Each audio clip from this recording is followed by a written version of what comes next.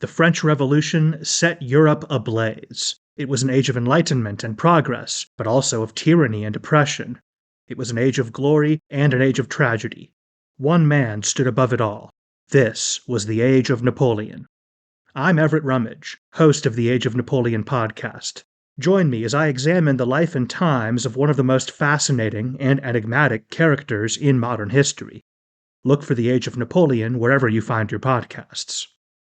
I'm Jeffrey Rosen, President and CEO of the National Constitution Center. A few years ago, learning about the forgotten meaning of the pursuit of happiness changed my life.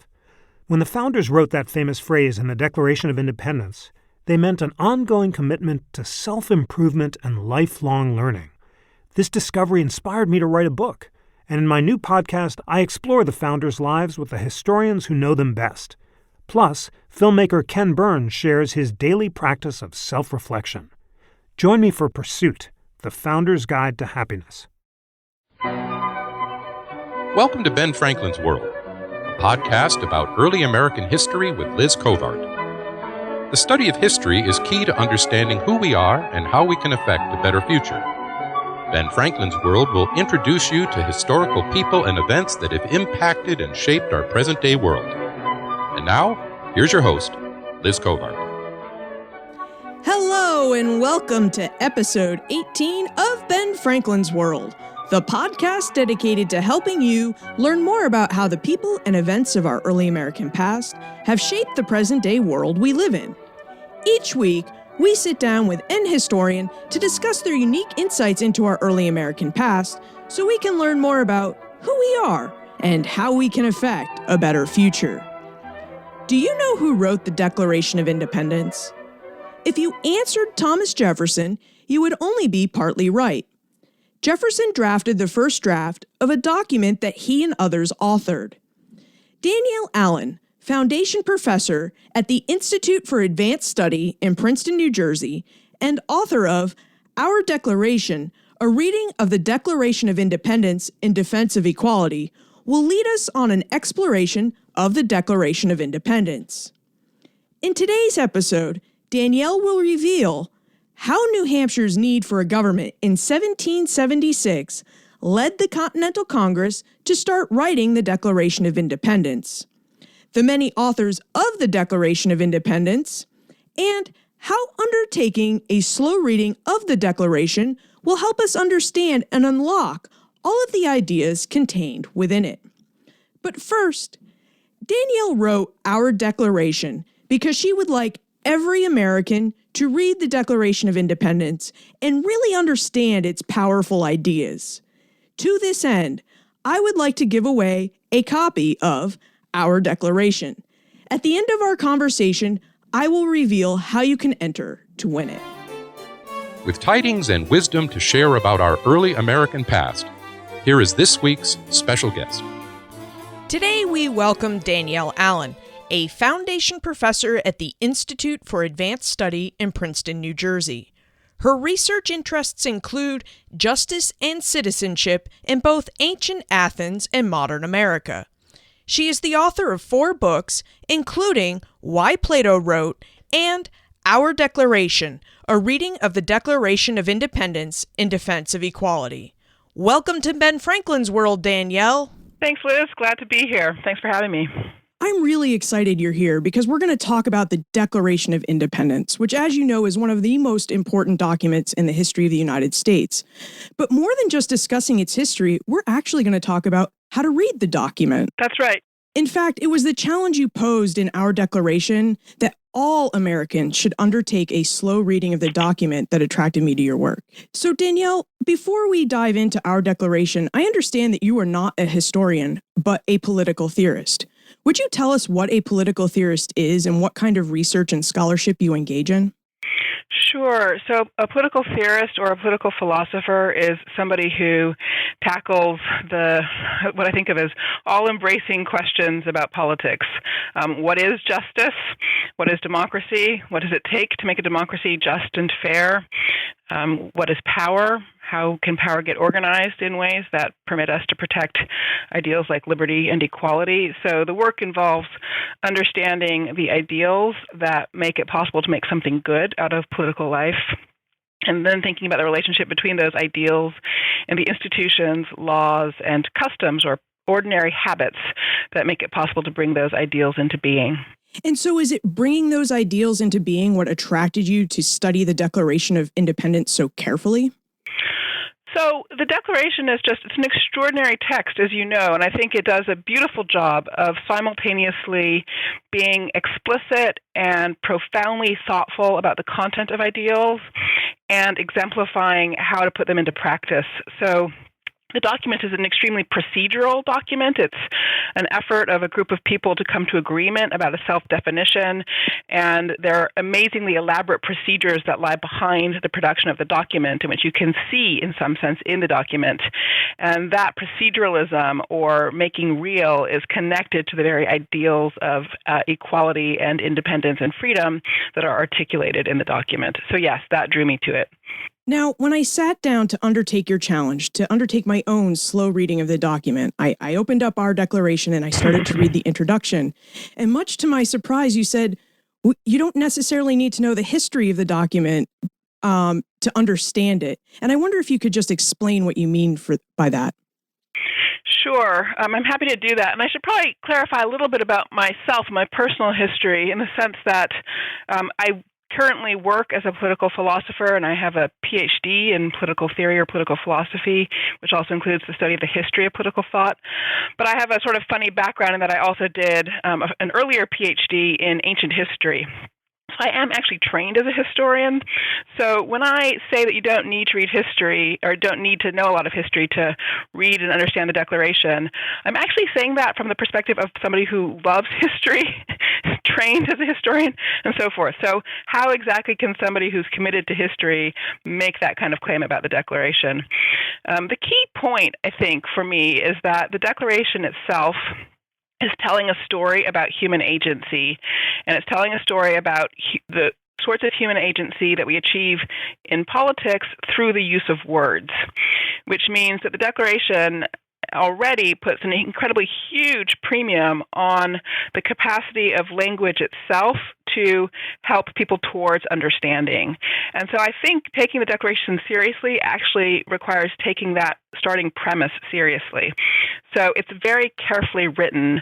It adheres to principles of logic, traditions of logical argumentation, which existed in the 18th century and exists still today. So in that regard, with regard to its language, its rhetoric, its use of logical structures, it's actually part of a continuous tradition where our approach to those things now is not so different from the approach in the 18th century. So that focus on language gives us access to, again, a point of continuity between that time period and the present. That's not to say that that historical context doesn't matter. It does also matter, and certainly particular words change their meaning over time. But I think you can dive into the Declaration, and if you try to understand any given word in the Declaration with reference to the other words in the Declaration, what you've actually gotten already is sort of a map, kind of, think of it as a sort of treasure map that takes you itself into the context that you need to understand those words without having to do lots of other reading about the 18th century. You know what? Even though in the introduction it says, understand the Declaration on its own terms, you don't necessarily need historical context, you actually provide a lot of historical context for the document before we undertake our slow reading and examine every word and sentence of the document. And what I found interesting about your context is this was something I didn't know. I mean, for most people, the story of how the Declaration came to be is quite familiar.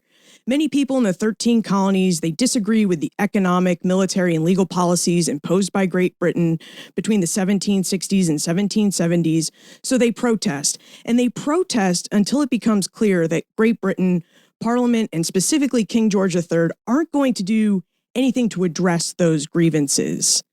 But you relate a very specific story about how New Hampshire needed a government, and that need led the Continental Congress to begin its authorship of the Declaration of Independence. Would you share that story with us? That's right. No, thank you so much. That's a fantastic question. We've acquired this idea that you have to have a revolution first and then you write constitutions, whereas in fact the process in the American experience was the other way around. So in June of 1775, New Hampshire's royal governor fled. So he did already have radicals who sort of were besieging him in his house, and so he fled to a British naval ship. New Hampshire was a highly centralized colony at the time, so all of the administration of the colony flowed through the governor. So at the level of the police and the judges and the legislative branches and so forth, everything required the governor's presence to operate. So the people of New Hampshire had a quandary. How on earth were they supposed to run themselves? And they sent to Continental Congress for advice. And it's really important then that in Congress, when that request for advice came in October of 1775, that two of the five men assigned to the committee to answer this question were John Adams and Richard Henry Lee, Adams of Massachusetts, Lee of Virginia. These two men were both in the Radical Party already in Congress. They were pretty much in favor of independence, but they also realized that they weren't going to get to independence without giving people a sort of picture of what they were headed to. So the New Hampshire quandary was an incredible opportunity for them, sort of intellectually and strategically. They had to answer the question for New Hampshire of what to do. And their answer was that New Hampshire should go ahead and write itself a constitution. So New Hampshire was the first colony to set itself up as a state, as it did with the Constitution in January of 1776. And beginning with that response to New Hampshire, Adams and Lee started a campaign to get other colonies to begin writing constitutions for themselves. Their argument was basically that the king had, in the fall of 1775, declared the colonies out of their protection. And therefore, they all had to recognize that they basically didn't have any governments. How could they possibly be the king's magistrates if the king, was no longer keeping them in his protection? So the king, they argued, had effectively thrown the colonies into anarchy. They had no choice but to set up new governments. And so that process was well underway before they could decide to declare independence. So by July 4th, there were already a handful of colonies, 4 or 5, that had written their constitutions, with several others in process. And Adams was very clear in his to-do list for Congress in February of 1776 that the first thing was to get all the colonies to institute their own governments, and then further down his list came the idea that they need to declare independency. So it was this quandary in New Hampshire, this moment where they found themselves without a government, that provoked them to a process of constitution forming, which that was really the foundation for independence. So that's a really important revision to our sense of the story. So constituting came actually before revolting, as it happens. It's funny, we have such a glorious picture of the American Revolution in our mind, but we often forget what a scary event it was. These protests were really violent. But added to that fear is the fact that King George III, says you are no longer protective. And then in the case of New Hampshire, they're actually without a government. So that must have really added to the fear of the event. Absolutely. I think one of the ways I really enjoy, how to say? I was going to say I really enjoy sort of picking up the fear of the moment. How can you enjoy that? But to feel that you are there and present and can feel the tension of the moment, I think a great way to do that is to read the correspondence between John Adams and his wife Abigail.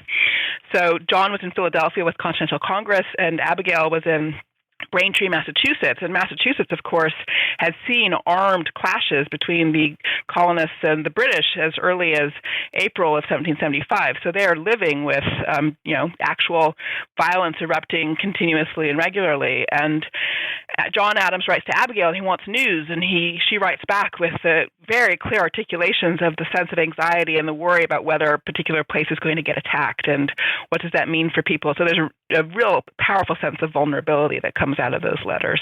That's a great suggestion. And the Massachusetts Historical Society and the Adams Papers editorial project provides many of those letters online. So I'll include a link to those letters in the show notes for this episode. That would be fantastic. I think they're a true treasure trove, and I really wish more people would dive into them.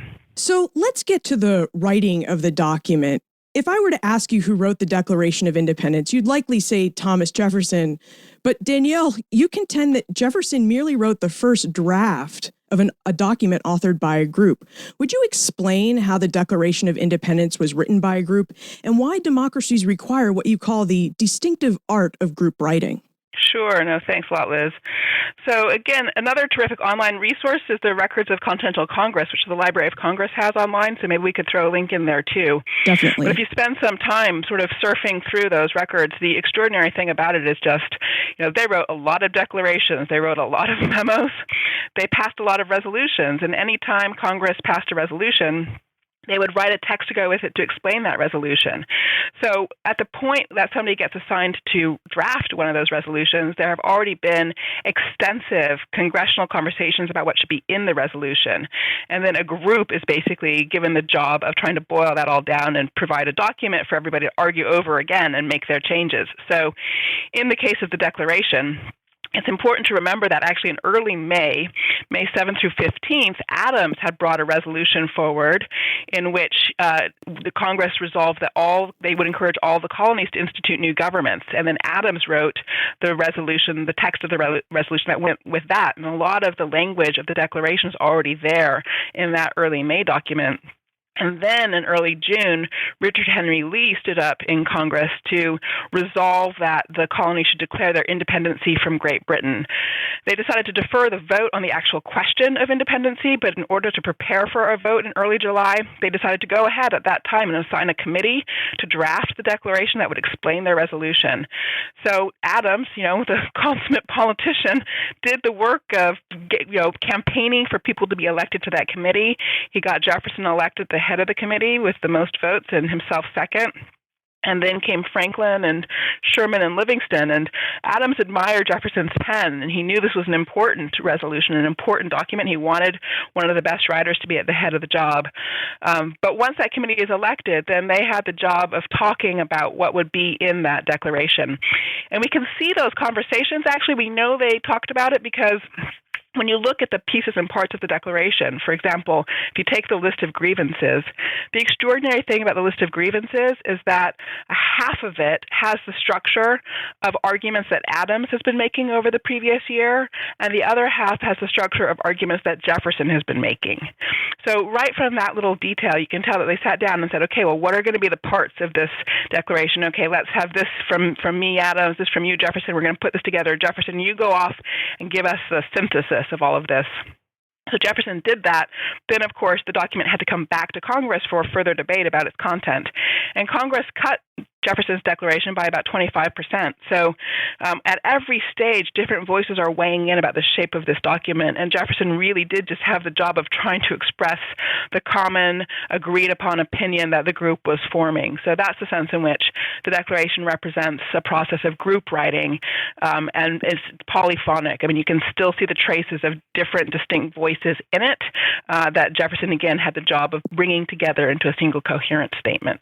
And another distinct voice that you haven't mentioned yet are the four printers who played an important role in authoring the Declaration of Independence. And I wonder if you would tell us how printers helped author a document that had already been written.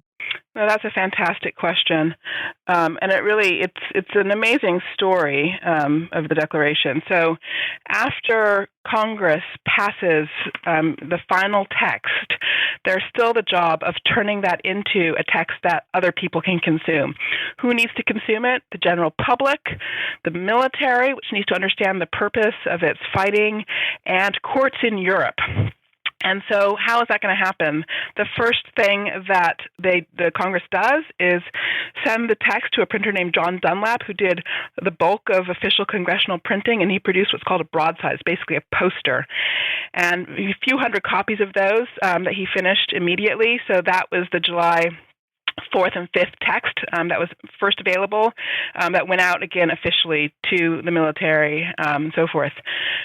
In his text, he introduces an unusual dash in the second sentence of the Declaration of Independence.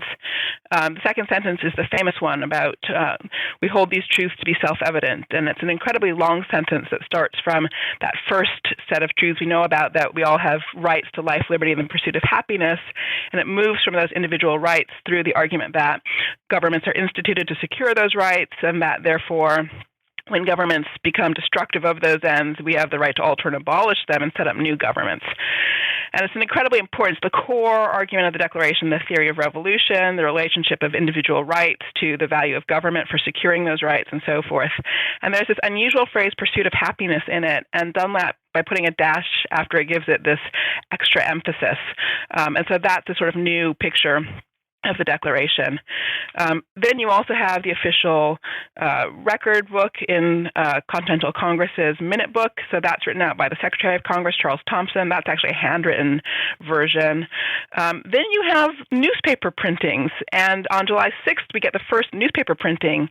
And funnily enough, this one is not an authorized printing. On July 6th, Benjamin Town produces a version that does not come from the Dunlap version. Somebody else has slipped him a copy of the Declaration.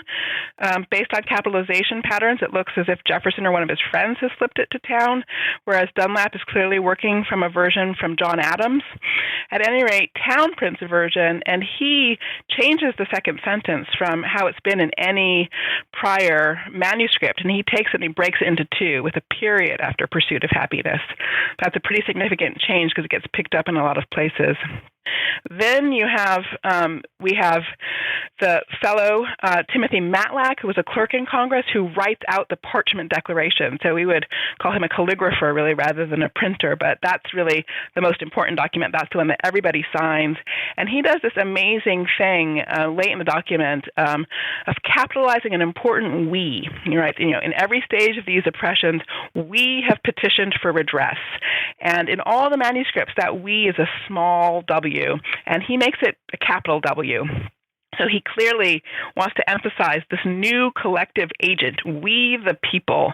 And so that, I think, for me, that's where I like to see that's the moment where the people is born, when this ordinary clerk in Congress decides he's going to capitalize that we. He's going to put his stamp on the document and indicate what he thinks is especially important about it. And then in January of 1777, the Congress, now on the run, they've left Philadelphia. They've moved to Baltimore because the British are in Philadelphia. Congress decides they need another official text so that each of the 13 now states can have a copy for their records. And so they ask a Baltimore printer named Mary Catherine Goddard to print up another version for them. And hers, too, has these distinctive changes, and so therefore you can see her voice in the document. The thing that she does, which is different from any previous version, is to put all of the words for God, so creator, supreme being, divine providence, in all caps. So she's conveying that for her, the document really is grounded on an idea of what God has done. So you have these very different perspectives on the document. Matlack, for example, celebrating the idea of we the people, and Goddard celebrating the idea of God as providing a foundation for the document. So I like to say it's important to recognize that not only is the text polyphonic and has multiple voices in it, but then also the tradition, the textual tradition of printed and other manuscript but official versions of the text, they all have slightly different takes on what's in the Declaration. And so right from the beginning, we can see that there are multiple versions of the text, multiple ways of understanding it. And we need to understand the value of the diversity of that tradition. There's no single completely unified original view of what document is right from the get-go. It's a very multifarious kind of document. And it is pretty amazing. I mean, we take for granted, if we know how to read, we take punctuation for granted. It just becomes second nature. But punctuation really helps us interpret and understand the language. And the printers, they read the document, and their changes in punctuation show that they carefully considered it and then put punctuation they thought necessary into the document to help direct their readers to the points that they thought were most important. Exactly. Yeah, there's this sort of myth afoot that punctuation was higgledy-piggledy in the period and didn't matter, and same with capitalization, and that's not quite right. Punctuation absolutely mattered, and already in the 18th century, punctuation was used to track syntax. So punctuation was used to convey meaning. So if syntax is how sentences are put together and what the grammar and logic of the sentence is, punctuation is pointing people to that already in the 18th century. quite consistently. So changes in punctuation did mean that people were offering different interpretations of the text and pointing readers in the direction of taking different meanings from the text. With capitalization, it's a slightly different matter where there it is more stylistic, and in the sort of from the middle to late of the 18th century, the norm was to capitalize lots of nouns, most of the important nouns. That was the sort of standard.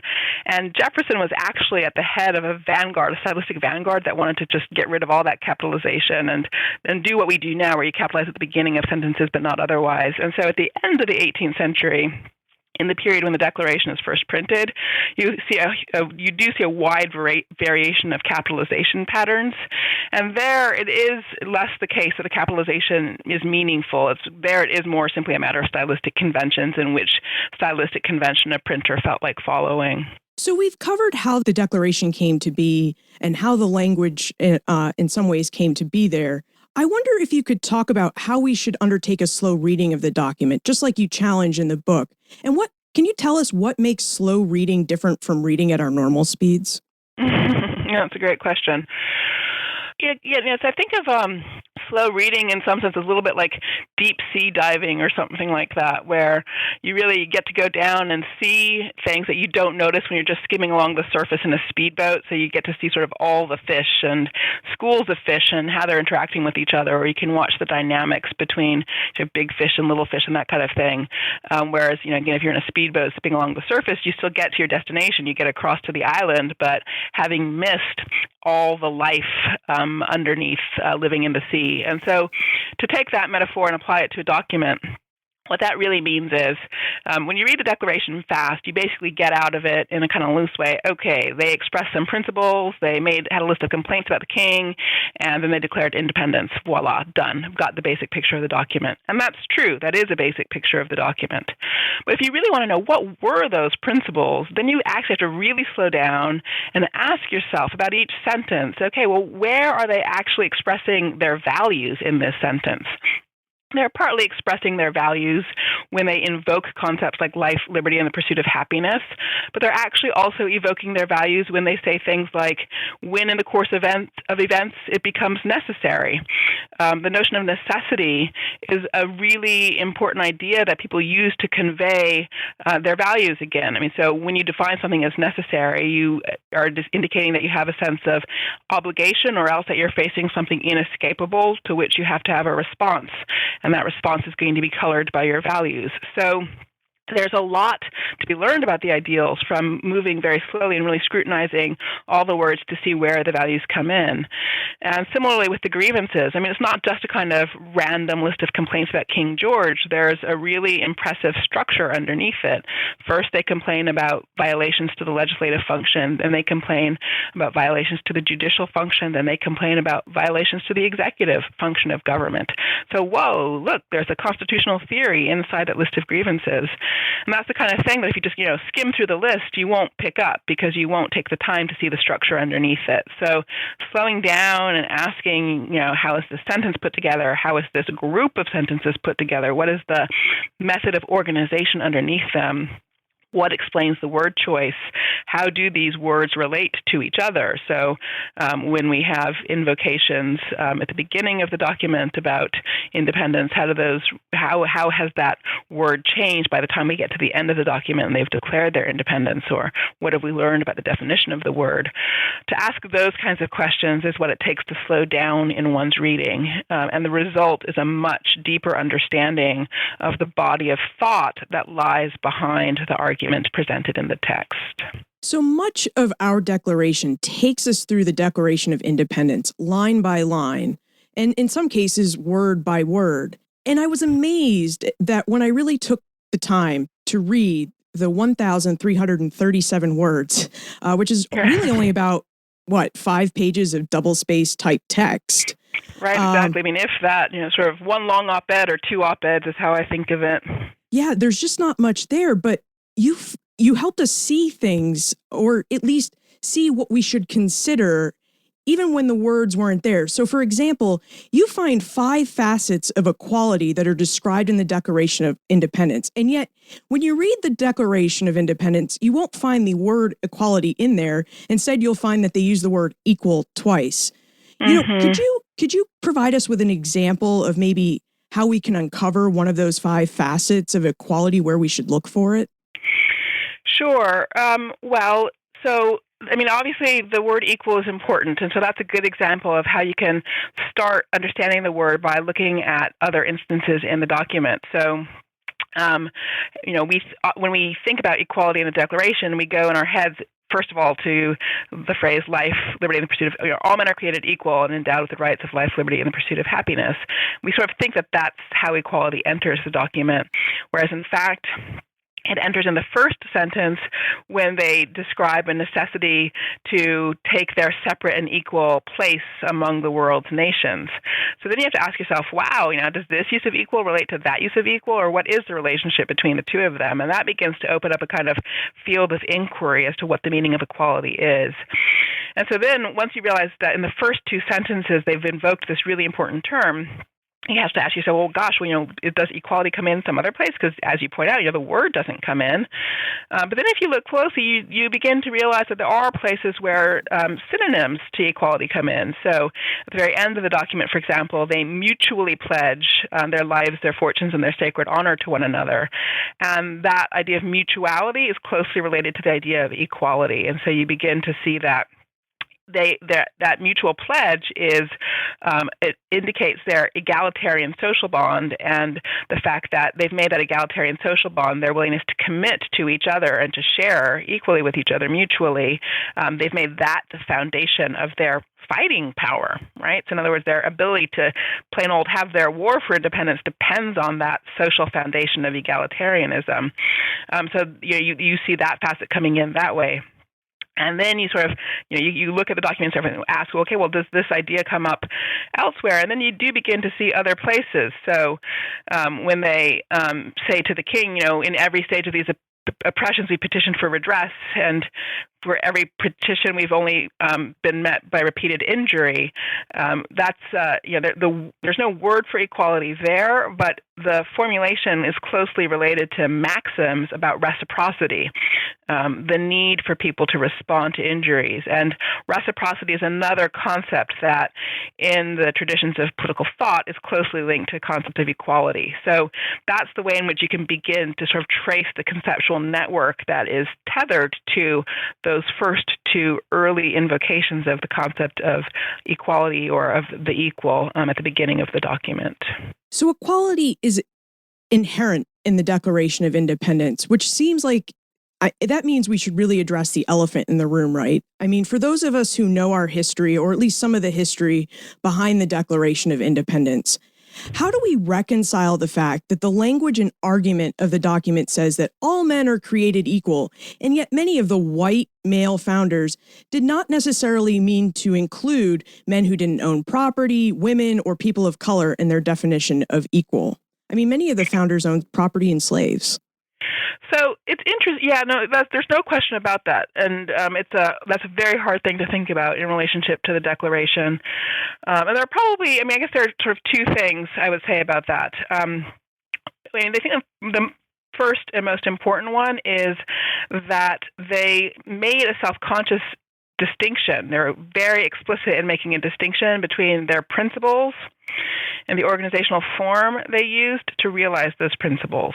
You can see that distinction at the end of the second sentence when they say that, it's the right of the people to alter or abolish those governments that are destructive of individual rights, and to set up new governments on the foundation of such principle and according to such form as shall seem to them most likely to affect their safety and happiness. And what this meant was that they actually could mean that the principle was one that involved all people, but in their moment, they were choosing a form that did not involve all people. Okay, let me try to make this concrete. We can see precisely that distinction at work, again, in the correspondence between John and Abigail Adams. So let me just read you something that Abigail wrote to John March 31st of 1776. I long to hear that you have declared an independency. And by the way, in the new code of laws, which I suppose it will be necessary for you to make, I desire you would remember the ladies and be more generous and favorable to them than your ancestors. Do not put such unlimited power into the hands of the husbands. Remember, all men would be tyrants if they could. If particular care and attention is not paid to the ladies, we are determined to foment a rebellion and will not hold ourselves bound by any laws in which we have no voice or representation. So Abigail is being explicit. This principle means everybody. And when John responds to her, and actually when he also responds to a male friend in May of 1776, he says, yes, the principle does mean everybody, but we're going to stick with our patriarchal form for organizing that principle. And I don't endorse his decision at all. To the contrary, I think he made a mistake. I think Abigail was right, and she was right to predict that the ladies would foment a rebellion if they were bound by laws in which they had no voice or representation. It took its time, but it came. But the point is that they did understand the far-reaching implications of their principle and also understood that, therefore, there would be conflict, in effect, going forward over the institutional form that was used to make good on those principles. So that's, I suppose, I could say more about the relationship between the principles and organizational form and the sort of paradoxes and tensions in that. But I hope that gives at least some sense of the way in which they did recognize the content of their principles and had already begun to engage in argumentation about what that meant for their institutions. I wonder if you would go into how the ideas of freedom and equality are connected. By the time I finished reading our Declaration, I was convinced that our creator, our founders, and our forefathers had really given us a patrimony of both freedom and equality. And yet, so much of what we hear today in the news emphasizes only aspects of freedom. So I wonder if you would talk about how freedom and equality, are in tandem with each other, that go together, and yet why so much of the emphasis is on freedom, and do we lose something by not emphasizing equality too? Sure. No, thank you so much. The core idea is that if some people dominate others, that is to say, if there's inequalities that develop, then those who are dominated aren't free. So the only way in which you can actually pursue a course of freedom is if you achieve egalitarian relations among the people of a polity. So you can't have freedom unless it's freedom for all, and you can't have freedom for all unless you've built it on a foundation of equality. So equality is the ground of freedom. And that basic insight was the long-standing traditional way of thinking about the relationship between freedom and equality. It goes back to ancient Athens, goes back to ancient Rome. It characterized the political thought of the 17th and 18th centuries. And so the idea was that freedom and equality were mutually supporting. You needed each for the other. That belief in the mutual support of freedom and equality began to erode in the middle of the 19th century. And the story there is really a story about the rise of communism and socialism and the response of people against communism and socialism and the way in which that conversation developed. So, for instance, in the opening of the Communist Manifesto, Marx writes that it will be necessary to invade the property rights of the bourgeoisie, to infringe their liberty, in effect, to achieve what he wants. And the response for the anti-communists is precisely to argue that now liberty and equality have been set in opposition to each other. So there was a political economist, for example, at the end of the 19th century at Yale named William Graham Sumner, who was one of very, very ardent anti-socialists, and he developed this pithy formulation in which he said, so, our choice is clear. Basically, the alternatives are freedom, no equality, or I should say that freedom, inequality, and survival of the fittest. So he connected it to sort of social Darwinianism, or equality, unfreedom, and survival of the least fit. And that formulation then fed into the ideologies that developed in the 20th century around the Cold War. So as the U.S. Sort of geared up in its fight against the Soviet Union, it defined itself as this is a fight between the side that was for liberty and the side that was for equality. And you can find this in a lot of, even in as early as the 60s, there's sort of an article published in a libertarian journal called The Free Man, which is titled The Eternal Conflict Between Liberty and Equality. So in this period of 100 years, an age-old tradition of understanding equality and liberty as mutually supporting was broken. And I think we're still living with the consequences of having broken that link between equality and liberty. And so I see one of our absolutely most pressing political needs as being to reconstitute our understanding of the ways in which equality and liberty, again, are mutually supporting, mutually constituting concepts. And perhaps if more people undertake a slow reading of the Declaration of Independence, perhaps you can cause that movement. Well, I sure hope so. Absolutely. That would be fantastic. No question about it. So I would be delighted if that were something that happened. Well, let's continue our conversation about the equality aspect of the Declaration of Independence in the time warp.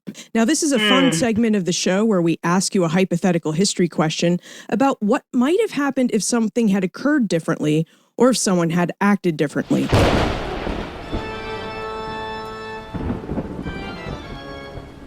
The time warp. Historians can't predict the future, but they can speculate about what might have been. So let's talk about if the Continental Congress had acted differently. If Thomas Jefferson had had his way, the final version of the Declaration of Independence would have included lines that charged King George III with waging a, quote, cruel war against human nature itself, violating its most sacred rights of life and liberty in the persons of a distant people who never offended him, captivating and carrying them into slavery in another hemisphere, or to incur miserable death in their transportation thither. That's a hard word to say, end quote. It is, yeah. Furthermore, Jefferson charged George III with being, quote, determined to keep open a market where men, and that's all capitalized, should be bought and sold, end quote. So Danielle, in your opinion, what might have happened if the Committee of Five or the Continental Congress had allowed Thomas Jefferson to keep those lines in the Declaration of Independence? How would they alter our understanding of the document, and would those lines have changed the course of United States history in any way? That's a fantastic question, and I do think they would have changed the course of United States history. The Declaration, in my view, is a document that does tip slightly in an anti-slavery direction. And my view is confirmed, ironically, by the Confederates, who in the middle of the 19th century wrote their own Declaration of Independence, and they said explicitly, we have to write a new one because that first one was no good, and it was no good because it argued that all men are created equal, whereas our government will be the first one in history to be founded on the principle that the white man is superior to the Negro. So the Confederates themselves saw the Declaration as being an anti-slavery document. But it took really 60 years for people to come to full clarity about that point. And I think if that language of Jefferson's that you just quoted had been included from the get-go, the anti-slavery meaning and consequence of the Declaration would have been evident much sooner. They were evident in the sense that some participants in these conversations, John Dickinson, a member of Continental Congress, did free his slaves in the wake of the Declaration. He was the only member of Continental Congress to do so, but he did do so. And in the wake of the Declaration, conversations in Pennsylvania began to move towards the abolition of slavery there. So we can see that in that way that the Declaration did have meaning for people in an abolitionist direction. But I think that meaning would have been powerfully accelerated if that text hadn't been cut out. And so, I think what that means is that, I don't know whether what that means is that civil war would have come sooner or whether we would have found a way through the slavery issue without descending into civil war. I couldn't say which of those things it is, but I do think the question of slavery would have been resolved far sooner if that language had not been cut from the Declaration. And that language is included in a chapter of our Declaration. So if people want, you can go read the book and consider which of those scenarios you think would have been most likely. That's great. Yeah, no, that's terrific. Time warp. So Danielle, before we conclude, What are you researching and writing about now? I mean, can we look forward to a sequel called Our Constitution? I'm not certainly not in the near future. In all honesty, I'm still doing lots of work on the Declaration. So there are lots of loose ends that I don't think I quite got to in the book. So, for instance, I've mentioned a few times in this conversation the correspondence between Abigail and John. It's a fascinating correspondence, and I really think there's a lot of the story that I didn't tell that ought to be told that comes out of their correspondence. And some of that story is about this question of how they responded to recognizing and being forced, as Abigail forced John to recognize that those big principles of human equality did include the ladies, as she puts it. I think there's still a lot more to be said about the work that language of the Declaration was doing for a general project of human equality. And again, as I said, I think there may be something coming out from me about John and Abigail and their conversations about politics. Great. We look forward to seeing those. What you have to say about John and Abigail Adams. Thank you so much. Where's the best place to look for more information about you, your work, and how to get in contact with you? The best place would be the website of the Institute for Advanced Study. So I'm not going to be able to tell you it's just www.ias.edu. If you go to faculty and look for me, that should take you to my personal homepage. Well, we'll even make it easier. We'll include a link right to your personal homepage in the show notes with all of the other documents we've talked about today. Fantastic. That's great. Well, this has been great. I hope more people undertake a slow reading of the Declaration of Independence because it really opened my eyes. So thank you very much for that. Oh, my pleasure. I'm so glad. Yes, I hope people will pick up the slow reading project. I mean, it's a heck of a lot of fun. Great. Well, thank you for joining us on Ben Franklin's World. Thanks for having me, Liz. Have a great day. In order to fully understand the powerful and still relevant ideas of the Declaration of Independence, we must first read the document slowly and digest its words. Danielle provided us with a few tips for how we can undertake a slow reading of the Declaration. We must watch punctuation, look up words in the dictionary when they don't evoke a clear definition in our minds, and we must follow the Declaration's argument. Danielle wrote our Declaration because she would like every American to read and unlock the powerful ideas of the Declaration of Independence. I would like to help her fulfill that dream. To this end, I am giving away one copy of Our Declaration. To enter, complete the following steps. Visit the show notes page for this episode, benfranklinsworld.com/018. Click on the link to either the John and Abigail Adams correspondence or the Journals of the Continental Congress. Select and read one letter or journal entry. Return to the show notes page and tell us about the letter or journal entry you read in the comments section. I will randomly select the winner on March 9, 2015 and announce it in Poor Richard's Club. So if you haven't signed up to join our social community, you can do so after you leave your comment by signing up to receive the Franklin Gazette, the official newsletter of Ben Franklin's World, which will provide you with access to Poor Richard's Club. Finally, what do you think would have happened if the Continental Congress and the Committee of Five had let Thomas Jefferson keep his anti-slavery passages in the final draft of the Declaration of Independence? Tweet me your answer at Liz Covart or send me an email, liz@benfranklinsworld.com. And of course, you could also leave a comment on the show notes page while you were there to enter the book giveaway. And remember, never leave till tomorrow that which you can do today.